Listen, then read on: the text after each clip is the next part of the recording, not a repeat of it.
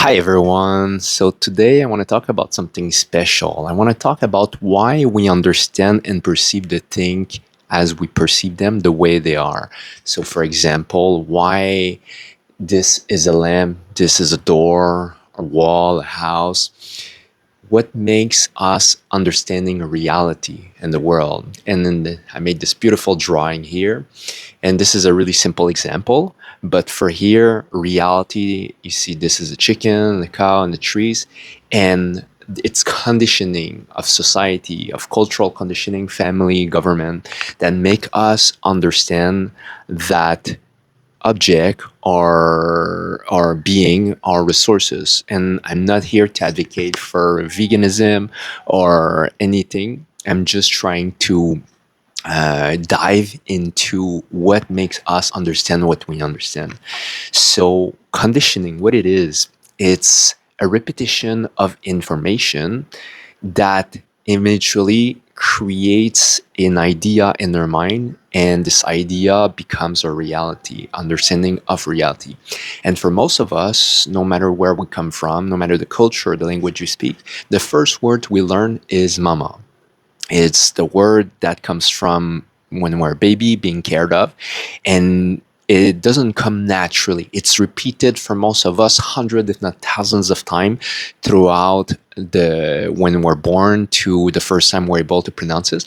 And this is a correlation between the person that is taking care of us, the motherly figure, and our understanding that there's a difference between us and this figure. And eventually we're able to vocalize it. And what it means is that for the first time, we are able to put a label on something that we're perceiving. We understand that what we're perceiving has a name, the same way as any object has a name. And I have a couple story to confirm that. There's a story, and they're all true story, where a man that was in his early 20s or maybe 30s, so he was already a grown-up adult, but he was born deaf, mute and deaf. And that was in, I think, in the 70s. I'm not 100% sure, but a lot before, when the science of understanding kids with disability was well known. And at first, he was believed to be mentally impaired, or he was believed to be unfit to go to normal school, and they didn't know that he was deaf and mute. They didn't understand that. And so he went to this specialized school, or maybe it was a hospital. And there's one woman who was kind of her caregiver that realized that he was different. He was not like the other kids. She kind of felt that he could maybe understand in a different way, so he was not mentally impaired. And so what she did, and back then was like kind of a milestone to what existed already, is that she would on her own impersonate a dialogue between a teacher and a student, and you would be the watcher, the witness, and you would not be interacting. She was just acting a scene in front of him. And the scene that she was acting is her teaching the other character, which is herself, the student, about words, about labeling stuff like a table, class, and all kinds of objects. And she said that it took a couple of weeks, maybe even months. And eventually she saw within his own eyes the eureka moment. She saw in his eyes that he clicked. He clicked for the first time as an adult in the 20s or 30s, that everything had a name. And eventually, so he was not mentally impaired. He was just realizing for the first time that people were communicating with languages, and he couldn't hear and talk. But he realized that there is something that he couldn't grasp because he didn't have the usual tool.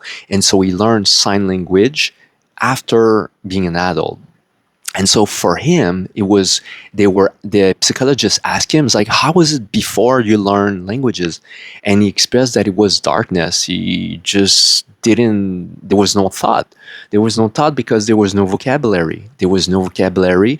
And without vocabulary, without words, without languages, then there's just blank. There's just blackness.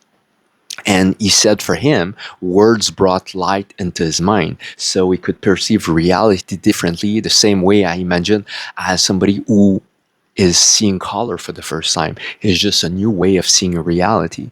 And then really quickly he learned that everything had a name and he could formulate phrase, sentences, and emotion eventually. And so for him, it's what I call a shift of consciousness between a lower consciousness to the instinct consciousness. So he was able to survive. He was able to feed himself. He was able to act like a wild animal, but he was not able to understand his reality. And so languages brought is a the intellectual part. So for me, all shift of consciousness, at least available for human being, is all I. It's instinct for the animal stage, intellect for the ego normal human stage, and there's the above stage, which I call intuition, which is super consciousness. And so for him, words became his savior in some ways. And so words became something positive in his life. And another story is it's also back in the old days. I think it was also in the 70s. I think in Nicaragua, and it was a bunch. It was when the government decided that they wanted to put mute and deaf children into normal school. They just wanted to integrate them because before they were excluded, they were just homeschooled, and they were just not interacting with each other because they were the only one in the neighborhood and the family to be mute and deaf. And when they ended up in the normal school, they couldn't click because there was no teaching adapted for them. They had to figure out through just visual input what the teacher was trying to teach them. But what happened is that for the first time, when it was recess or lunch break or after school, the children that were mute and deaf could not really relate and connect with the normal kid, but they could connect with each other. And it was the first time for them that they connect with other mute and deaf children. And they started inventing their own languages. And linguists, and a famous linguist, I think from United States, come to observe this phenomenon. And it was the first time, she said, in the history of mankind, that we perceived a language being born and grow alive, because she said that all languages came from the past, and so we're just figuring out the history of languages. But it was the first time that there was a tribe of people, kids that were impaired, that couldn't speak and hear, that were inventing their own words. And at the beginning, they were just trying to figure out. It was really basic, but every years that the school was going, the older kids were teaching the young kids that were also mute and deaf the few words that they knew, and the new kids were inventing new words, more complex and more combined meaning, and eventually emotion came, and the language within a couple years grew exponentially because the new kids could learn the whole dictionary of this new language really quickly and naturally, by just influence and some people having more charisma, more leadership, were able to make new words more popular, more accepted, and some words just disappear. Like it is the same with normal or like normal language. There's words that are emerging eventually, and there's words who are disappearing or not used anymore, and nobody knows what they mean. And this second story finished by the she said the woman who's a famous linguist, she said that the older kids didn't have, so the first one who started language didn't have the capacity to think beyond a certain level, because eventually from, say, it was just high school, so there's 5 or 6 years in high school. By the time they finish high school, they learn a set of words, And eventually they went back because they were adult, they went back to their family, and I don't know, they start interacting with less deaf and mute people, and they stop growing their vocabulary. But the new kids who gather more words, more complex words and definitions, were able to think more complexly.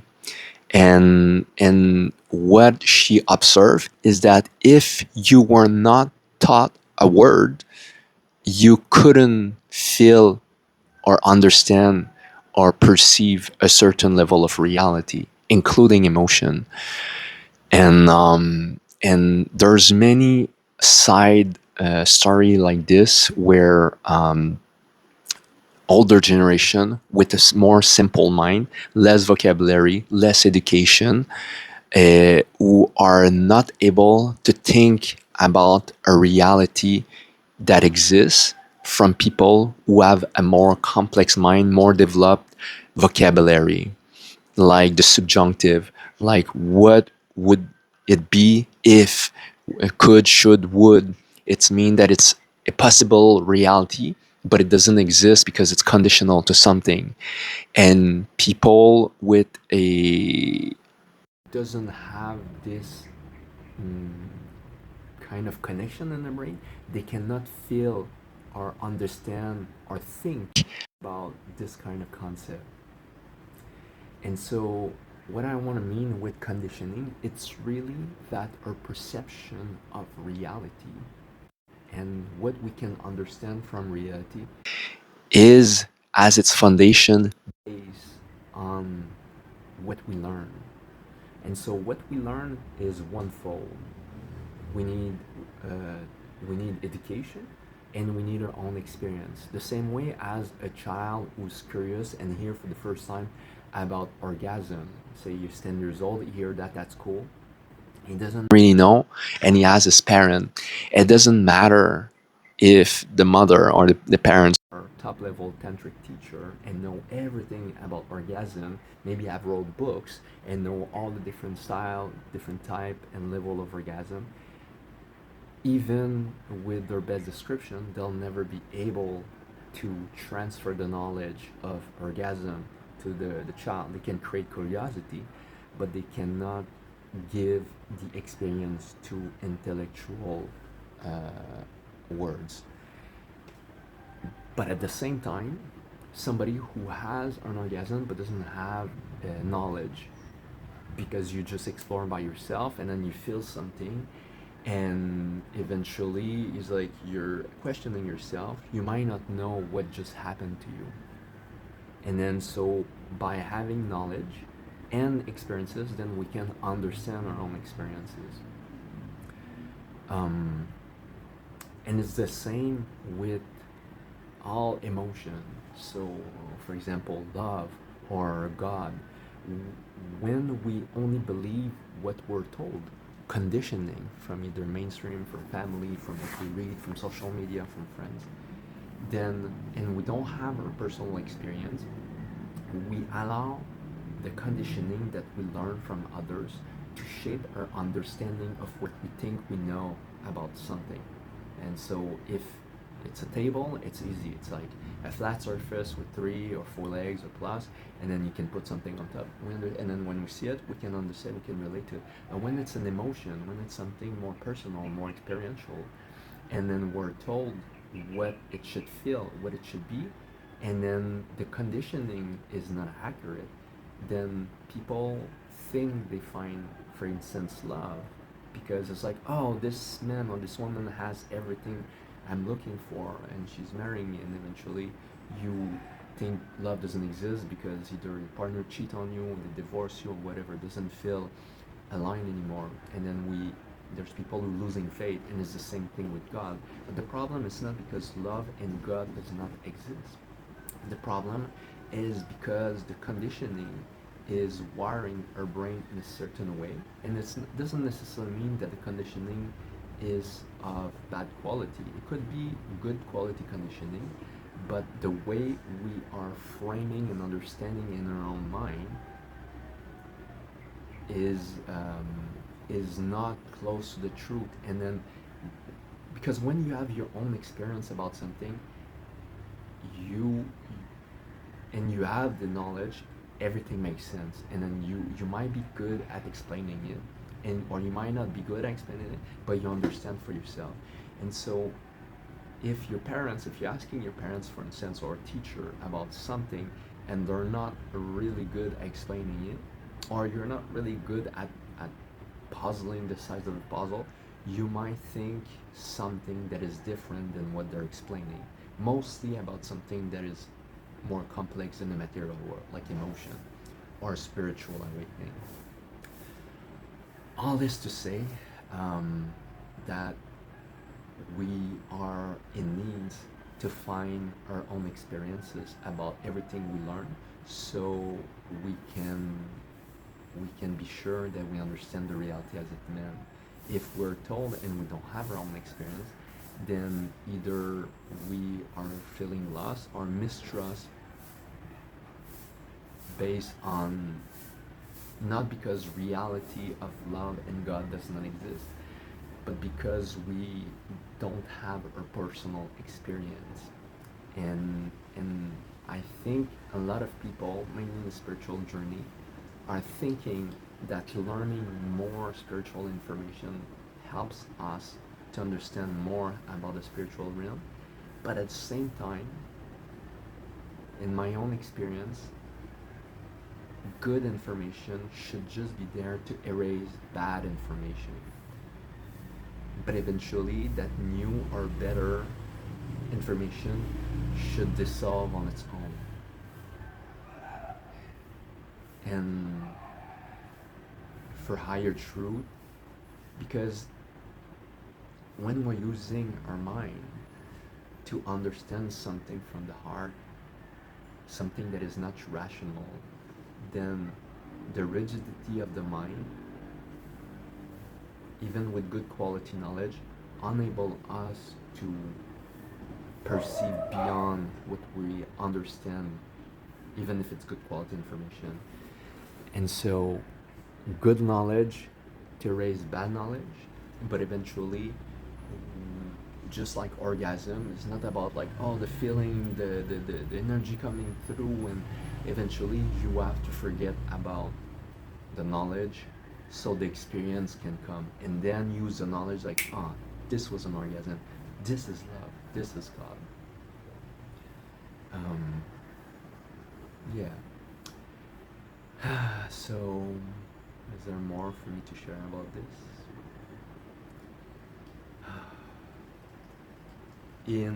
If you are into spiritual knowledge, there's a famous goddess called. Okay, so it's not loading, but I managed to pull it out on Google. So this is the picture of Kali, and a lot of people think she's really scary. I can make a close up. And so what you see is that it's like a goddess that's standing on top of Shiva. And what it represents, she's actually taught in advanced spirituality. She's standing on top of Shiva, as Shiva is the father of spirituality. And she's having a necklace and holding a head. And she's also has a belt of cut hand around her waist. And she's holding a sword. And so what it means is that in the advanced part of the spiritual journey, we need to kill the spiritual ego, and the sword represents knowledge, and it's chopping the thinker and the doer. The doer is the hand and the thinker is the head, because our good knowledge is blocking us from perceiving, understanding, and realizing beyond the spiritual knowledge. All knowledge filtered to the computer that is our brain becomes a filter the same way as mainstream conditioning. It's just a better pair of glasses. Every layers of conditioning that we can remove on our spiritual journey allow us to perceive reality as it is, but then new knowledge alternative knowledge will put another filter. Eventually you remove them, and then maybe you have another kind of alternative knowledge, and it becomes a better filter, and you feel maybe more connected to reality, to nature, to your emotion, to people in a relationship, and it feels like we're healing. But every time we allow knowledge to make us understand about reality, it is still a filter, meaning that an empty mind is the only way for us to truly be connected with reality. And this has happened for babies who are not born, for after death, for people who experience through psychedelic, and then sattvic practice, where the intention is the absolution of the monkey mind. And there's a perception that exists when we are silent within ourselves, when we are at peace, and there's no monkey mind defining or arguing with reality. Um, yeah, and this is where, when there's thought, it's always about the past and always about the future, and it's blocking us from being present. In the present, in true presence, there's no thought. There could be contemplation, but there's no thought. And it is in contemplation that we see reality as what it is. I don't know, this is the deepest I went so far into the spiritual knowledge. I don't know if it reached some people. I don't know if it's the direction I want to take for now. It's definitely something that has been a big part of my spiritual journey in the past. I'm not 100% sure which turn I want to take with this channel, but come in if you want more of this kind of spiritual knowledge, or the other video, or you're resonating more with. Let me know. And if you like this kind of video, please subscribe so you can encourage me to share more deeply what I have to share. See you in the next video.